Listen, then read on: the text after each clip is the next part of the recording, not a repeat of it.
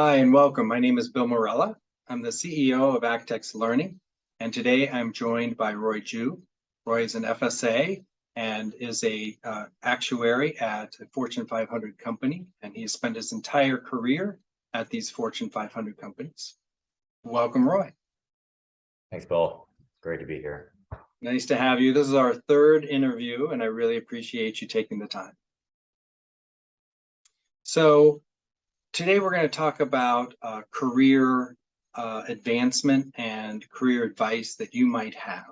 And I know there's a lot of career advice out there, and I recommend that actuarial students solicit it from professors if they're still at their university or their career center, or with their internship. Talk to as many people as you can, or even in your first time position.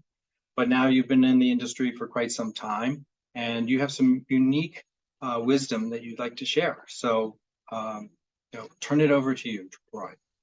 Thanks, Bill. I think there are a lot of different directions I could take this, so maybe I'll just share a couple of different career tidbits I think I've found useful in my own career. I think the first is building your track record early on. And what I mean by that is within corporate America, as particularly if you're early on in your career, you're going to be meeting a lot of new faces, right? And everybody wants to impress. And it's not always obvious to everybody what it means to impress, right? And the first mistake I see a lot of maybe new hires make is trying to just churn out more and more work. I think certainly there is a baseline level of work you want to do, but I think many would be surprised at the premier focus being on quality and doing work in a very accurate fashion will trump the amount of work done any day of the week. And so I find that, giving counsel to folks to slow down and really focus on quality and accuracy, that builds a track record of dependability. And I think that's the first key piece to any kind of successful career, is having a track record of being reliable with execution, and certainly being very, very detail oriented and not making mistakes. That's probably the first tidbit. I think the second, maybe lesser known tidbit, and this is increasingly important in a more virtual world where a lot of companies are moving hybrid, is finding ways to improve your visibility. And I don't mean just raising your hand and trying to just, I guess, inorganically pull yourself into different levels of work with different teams. The way I think of this is more informal relationships, kind of more water cooler type dynamic, where you reach out to somebody just to learn what they do, right? What function do they lead? What function do they work in? What kind of work do they do? I think one that builds a broader network from people who are familiar with you, right? That's probably the first. But I think the second is the very broad amount of information that you learn. You'll find that you're going to be able to piece together and connect the dots more so when you're able to reach out to different functional areas and learn about them. And that probably leads me to my last piece, which is seeking to understand the bigger picture is just as important as doing the work. So whenever you're doing the work, it's important to always ask, why am I doing this? Who's my end customer? What is the purpose of this process? How does it fit in to the bigger picture? And as I had just mentioned, reaching out to a lot of folks in different functional areas will allow you to have a more comprehensive understanding of how functions work together, how work plays into each other. And I think connecting the dots and seeing the bigger picture, those are some competencies that certainly will impress a lot of managers early on in your career, and give you that aptitude to be able to succeed in higher levels of responsibility.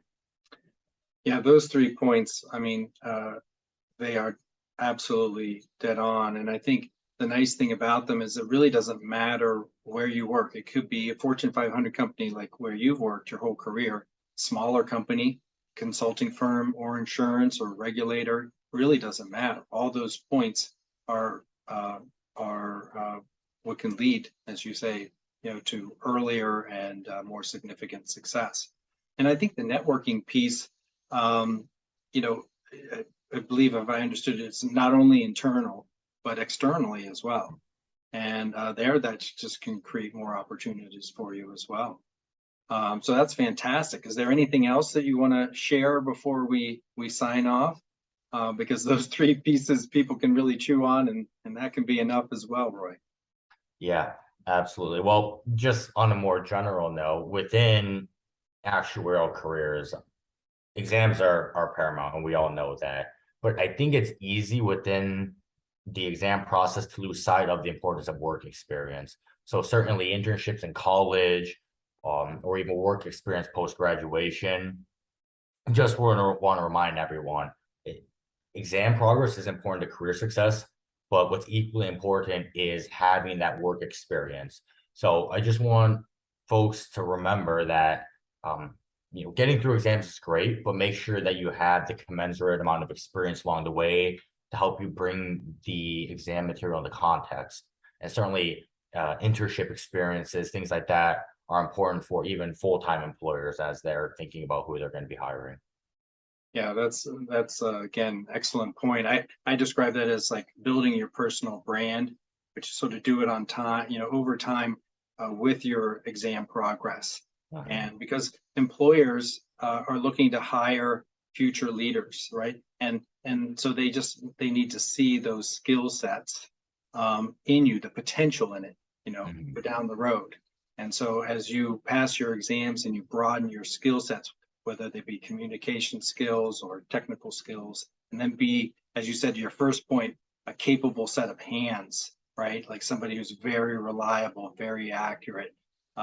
It can, just lead to new steps being achieved, as you progress through your career. Absolutely. Roy, again, I cannot thank you enough. And I know our viewers are super appreciative of your advice. So thank you for participating in this YouTube video. Thanks, Bill. It's been a pleasure. My pleasure too. Bye-bye.